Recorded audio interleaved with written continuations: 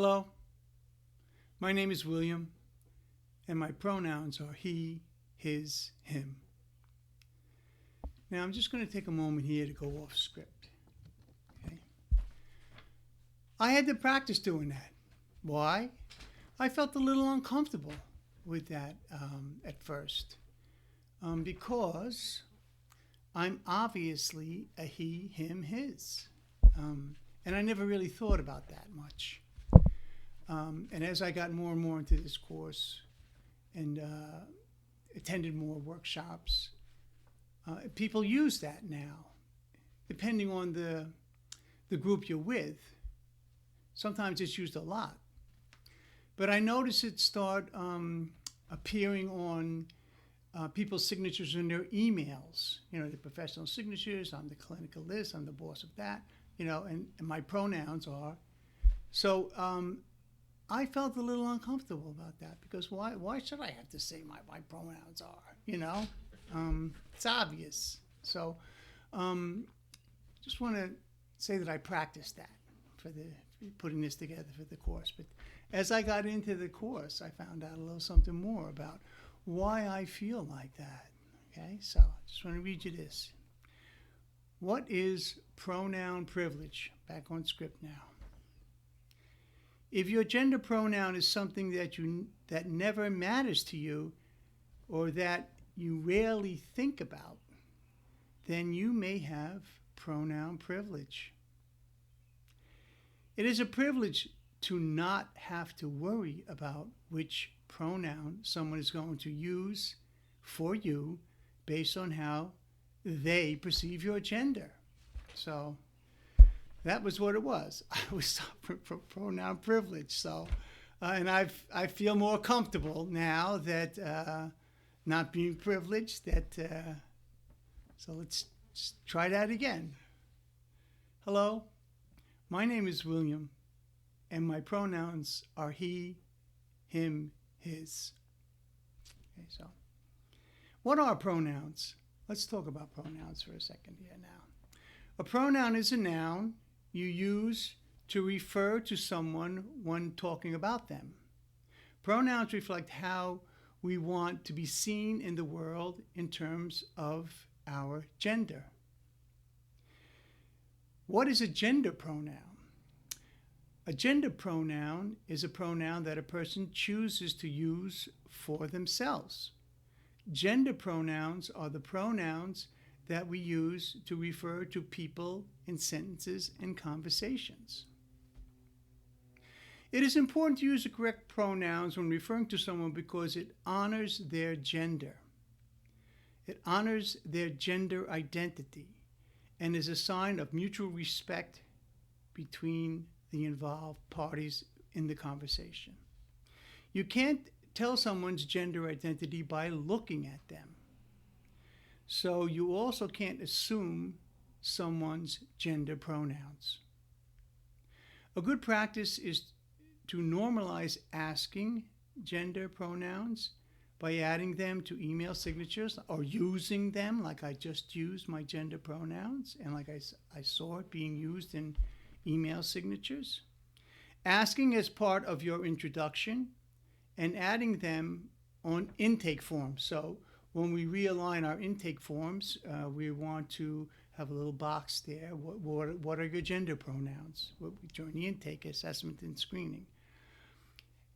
Adding it to your announcement can be as simple as, hello, my name is William, and my pronouns are he, him, his. There are commonly used pronouns. So let's just identify some commonly used pronouns, okay? She, her, or hers, or he, him, his are the most commonly used pronouns. Some people call these female or feminine or male or masculine pronouns. But many avoid these labels because not everyone who uses she, her, or hers identifies as a female person, and not everyone who uses he, him, his identifies as a male person. You're likely familiar with the pronouns she and he and use them all the time. As gender identity is on a spectrum, some people have a gender identity that is outside the man-woman binary and may use a neutral pronoun such as they. To use neutral pronouns in our speech and speaking to a group, neutral pronouns. And I've started to try to do that and watching myself. I don't use, when I'm addressing groups or when I'm in the classroom addressing my student, I don't use anymore, okay, you guys. I don't use that. I go, you students, okay, my students, okay, student, everybody, okay, you people, like that. I don't use that, you guys anymore. Or good girl, you go girl. It's not in my vocabulary anymore. Using they to refer to one person may feel difficult at first, but it's actually not new. Even William Shakespeare used the pronoun they to refer to a single person. Wow, talking about William Shakespeare in this course. This would sound like, this is my example I made up. I found this wallet on the seat. Someone must have dropped it. When they come back, tell them it was found and turned in. So when they come back, tell them. I'm referring to a singular person. When they come back, tell them. So we do it. We do it all. I mean, not just be aware of it. Here's another one. I made this up. My supervisor is great. When they talk about clinical techniques, they are very helpful, and I pay close attention to them. Okay? Gender neutral pronouns. So just making you aware of it as part of this course. You want to maybe put that in your vocabulary, work it in, or be aware of it. Okay? There are also several gender neutral pronouns in use. We will go over those in a later section to establish the use of gender neutral pronouns, but I'm just making you aware of it here as we start this section of the course. Maybe something that you have to practice, try to do in some language, male, female, masculine, feminine language, to be more neutral when talking to someone or talking to groups, okay? How do you ask someone about pronouns? Question mark. Try asking, quote, what are your gender pronouns? When speaking with someone, if you're in that situation, ask them. So tell me, what are your gender pronouns? Or which pronouns do you use? Or can you remind me which pronouns you use to describe yourself? It can feel awkward at first, but it is not half as awkward as getting it wrong and making a hurtful assumption. So we had it in the other part of the course, so it could be hurtful, dishonored, disrespectful, dishonored. Do you feel dishonored? If any of you used, in gender incorrect pronouns.